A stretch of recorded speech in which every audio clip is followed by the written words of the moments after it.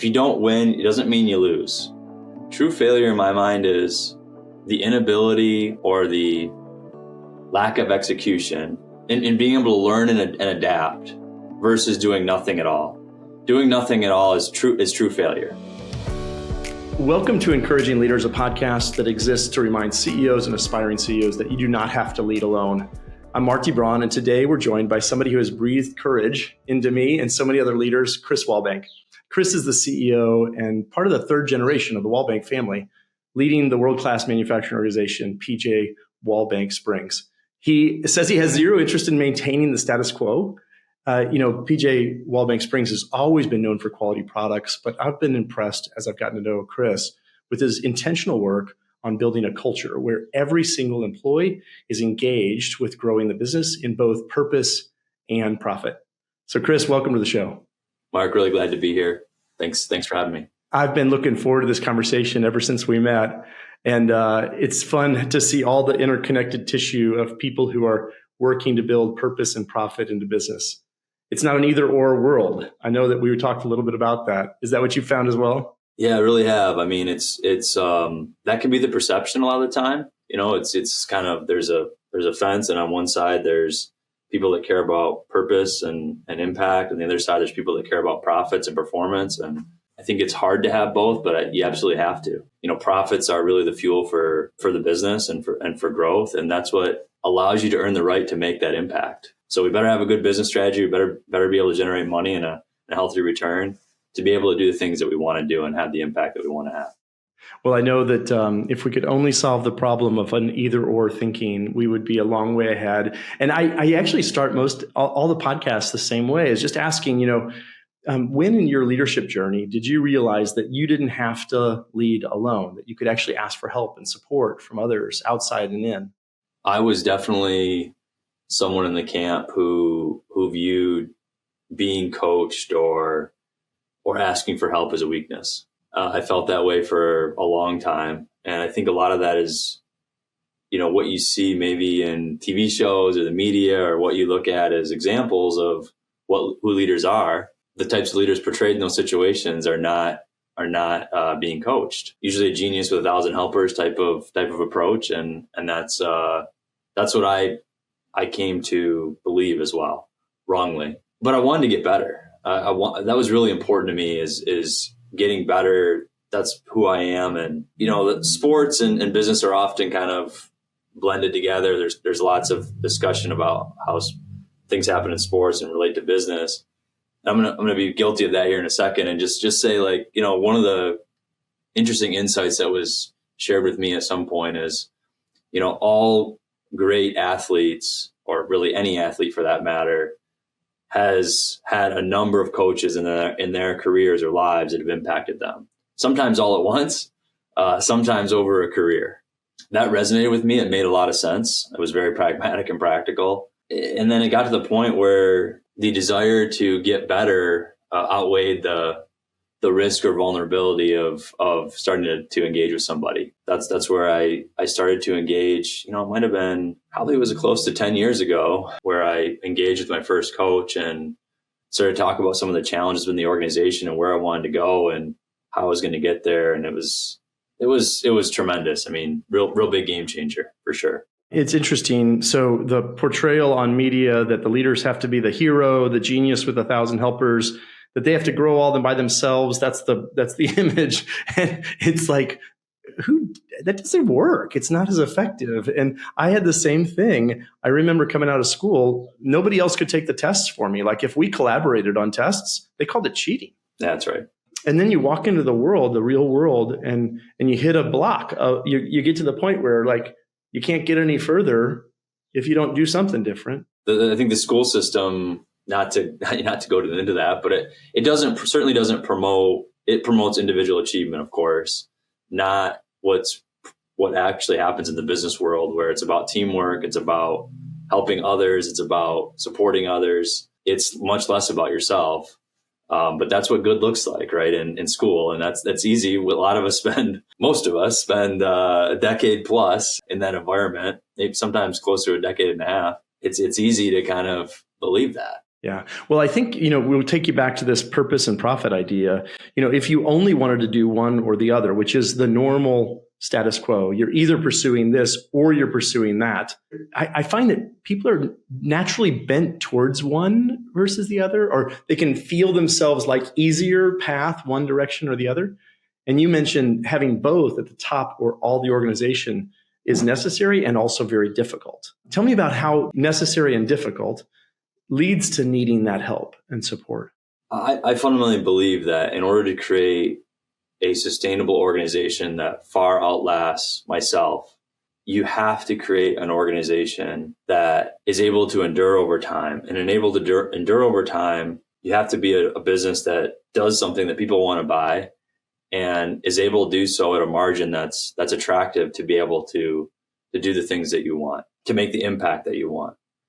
Also, in order to be a long-term sustainable business, the only way you can do that, the fuel in which you're able to create competitive advantage, you're able to create healthy margin, you're able to create differentiation, is through your people. And so you have to have a culture, and your culture can be a lot of things. It depends on ultimately what the leader values, and then the people that they bring on board usually are in alignment with what that leader values. But it's important to get support to do that, because there can be dichotomies. There can be trade-offs that have to be made. For example, if we say we're focused on the long term, we may make decisions on how people are performing in the business. It would be easy to delay those decisions because we say, well, we're focused on the long term. But that's actually, in that case, that's an excuse, because there's a performance issue that needs to be addressed, that actually needs to be addressed in the short term, that's going to enable the long term. That's not easy to do, but that's a type of challenge that I think a coach can help with and can help provide perspective on, can help open up a blind spot, for example. Yeah, that's one example, but happy to elaborate on that. Yeah, no, it's such a good one. I think there's out of the family business, many of the family businesses that we work with are family businesses. All of them are private, but many of them are family and multi-generational. And so when you're thinking about long term, you're saying, well, we could just wait to not make the decisions that are actually, we have all the information to make them on performance or others. I want to take you down a path of values. I was reading your Vision 2023 online. You name 4 values there: treat others as they would want to be treated, challenge the status quo, take ownership, and either win or learn. Would love to hear how those have helped you in those decisions, and or what's your favorite one of those that you want to speak to? Because I would love to hear how those really impact you as a leader in the team. Yeah, that's a tough question. Which is my favorite. But all of them are core to us for sure, but people have to be willing to learn. And if you don't win, it doesn't mean you lose.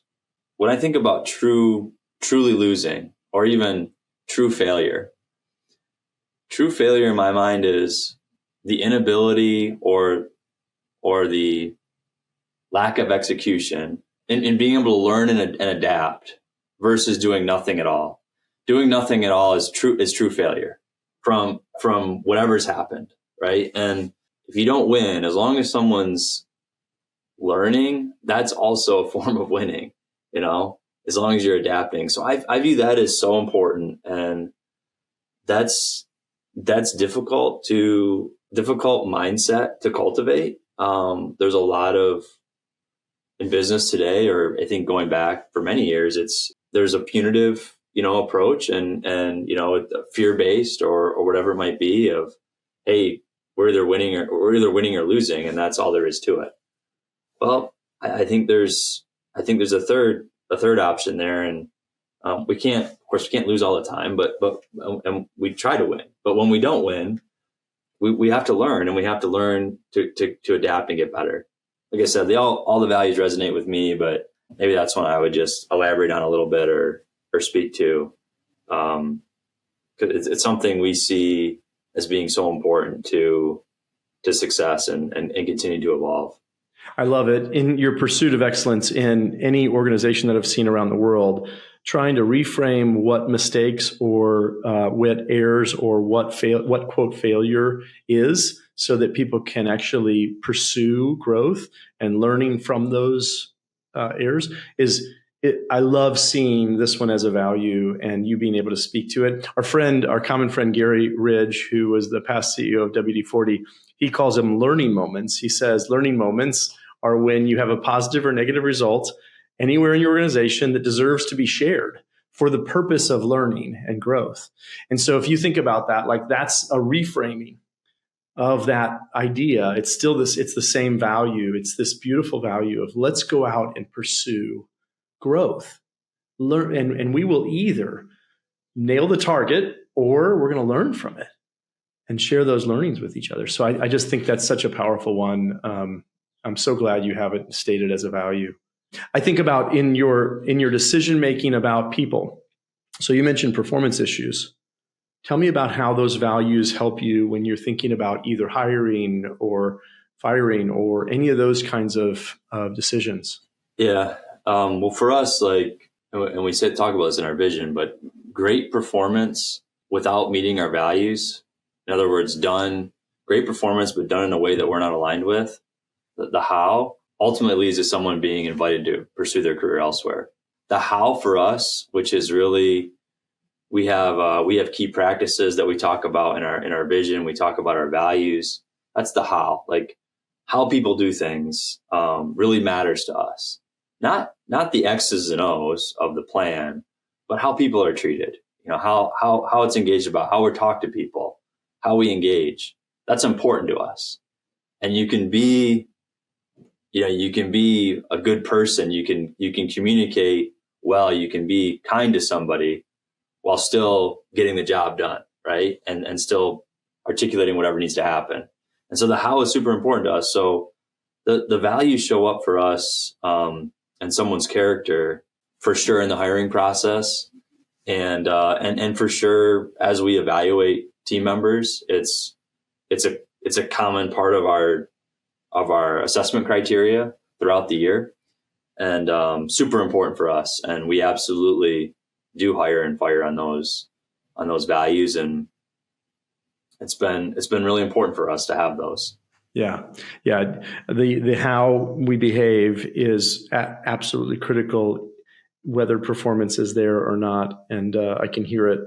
And being able to hold that up, have something you can refer to that's outside of your just words, so you can actually have it something that you can point to and coach for and look at and celebrate whenever you're winning in regards to matching those values, and when you're not, address them.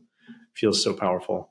I think about the learnings that I've had. The deep learnings in leadership often comes from challenges, the hard stuff. And so if you're thinking back through your journey, any hard things, challenges that stick out that you were able to overcome that helped you become who you are today? Yeah, there's a lot for sure. And there will be more without question. One that stands out, we were growing the company pretty significantly. It about tripled in size over the course of about 3 years. There was a lot of challenging moments there. And when people are put in situations, especially stressful ones, you find out in a hurry what people are all about. I certainly did about myself. And you also find that people are able to accomplish a lot more than what they may have thought otherwise or have otherwise by being put in those situations. And that was certainly the case with our team and some of the experiences we had. The specific situation that I want to talk about is we were growing significantly, and we needed to add resources and people. And of course, like you're tripling in size, there wasn't an argument for me that we needed to add resources, and we were adding team members. Nothing was really changing.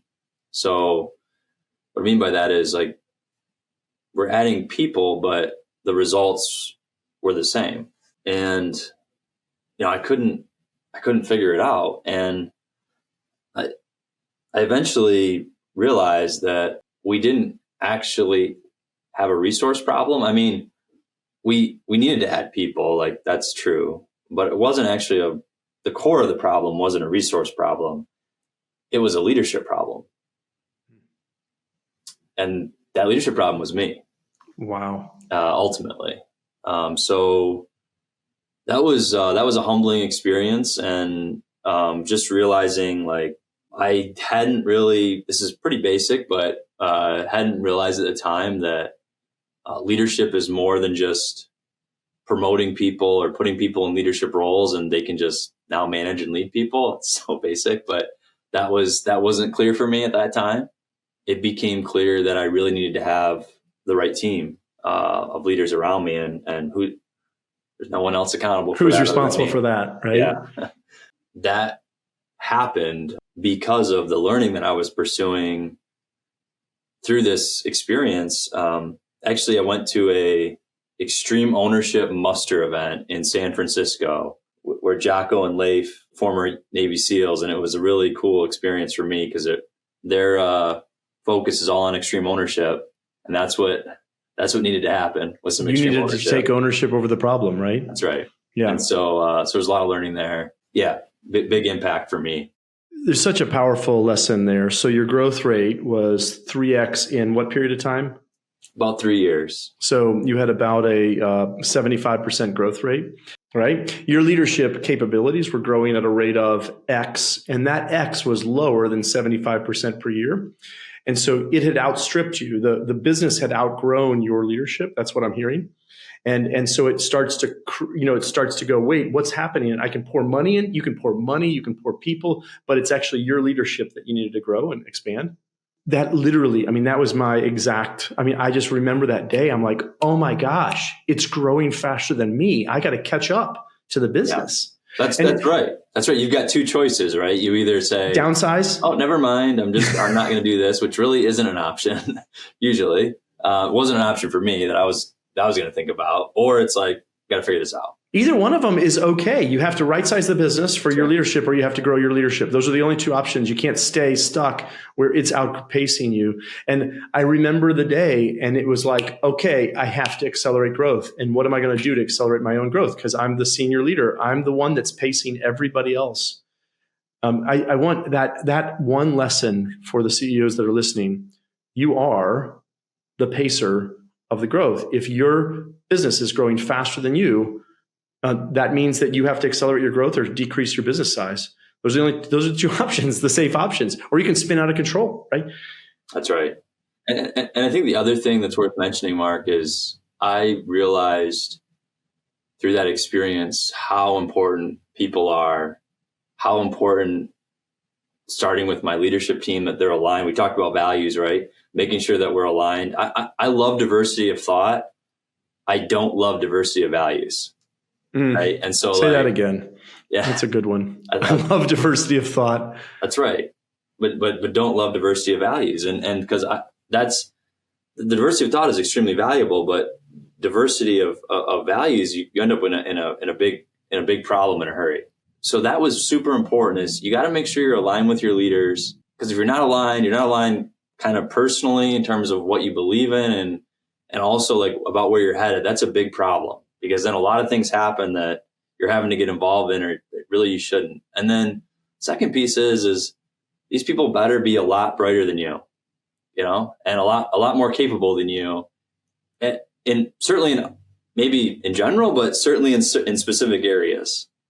And if you're not doing that, then you're not creating scalability. You're not creating a future where, you're the bottleneck, right? Yeah. But you can remove yourself as that bottleneck if you're finding people that are better than you in different regards, as long as they're got to be aligned with you. It's such a beautiful lesson. We say don't be the smartest person in the room. I think about what you just shared. They better be better than you at the function they're leading.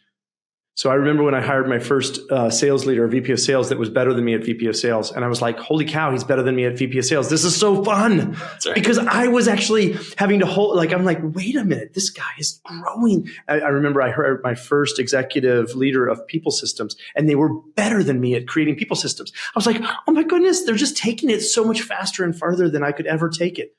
The first VP of engineering that I hired that was better than me at engineering, first COO that was better than me at operations. I was like, whoa, what a treat this was to lead a team that was better than me at everything they did. Yeah, it's a lot of fun. being able to hire those individuals is not easy. And I know you know this, but it's that process, I'm sure for us takes years. I imagine the same for you, unless, but yeah, it's incredible if you're, when you get there, but it's a commitment and it's a focus, and it's not easy. If you're in it for the long term and you want to get there, you'll get there. Well, I think about, we do all of these CEOs that we get a chance to work with. They all have families, and a lot of them do. And you think about, I remember the day my kids started getting significantly better at me at different areas of life. And I was like, oh my goodness, like that is amazing. And, it's a dream as a father to have a son or daughter that gets better than me at the things that they're wanting to do in life. And I just think about how often at work we see people that don't want people that are better at them at the thing that they're doing. Yeah. And it holds back the whole team. It holds back attraction. It holds back growth. It holds back everything in the system because they want to be the best, whatever, X, Y, or Z. And it holds back the whole group. Yeah, we do see that in some ways. People have gotten to that point because of the environment, whether it was their prior work experiences or their personal life or whatever it might be. I'm a big believer that people are a culmination of their experiences. Doesn't mean they can't change, but up to that point, they're a culmination of their experiences. And I think it's a responsibility of the organization, this organization, with the people that we have under our care, to set that example as best as we can and to show people, hey, this is how we want to do things here. Hopefully over time that can be understood and recognized, and there's coaching with that, right? It's not just hey, look over there and just observe, but there's some development and coaching and intentional action there. But I think it's an organization's responsibility to do that. If you want to build an organization that has purpose and profit that everybody is engaged in, it needs to. I don't know any other way to have it than having those people on that, functional leaders that are better than you at their functions, and then watching them just excel and letting them do the same thing for their teams and coach their teams, and that just excels for the whole place. I want to end with one question. I think about, you go back in. You stepped into the role of president in 2014. Is that correct? That's right. Yeah. Officially, I think. Yeah. Officially, you might have been well, think back to that younger you. You're back there now. You've got now 10 years run. What would you tell Chris in 2014? What would you tell him? What would you say? Go back and say, hey, these are the words of encouragement I'd give you. Any advice for him? Oh, wow. That's tough. It's been about 10 years. I'm one of those people that, I think there's a few out there that a lot of learning comes through experience, and they may not, their head might be a little hard until they see it or fall down and skin their knees themselves. I'm certainly guilty of that. So those experiences that I've had have been so instrumental in helping me see and believe. And you get hit in the head in the third time, and you're like, okay, like that. Don't want that to happen the fourth time. You really didn't want it to happen the second time, but there it is happening the third time. So what could have happened sooner is being willing to. I think the thing that had the most impact that I've done is being willing to sit down and articulate on paper where you want to be.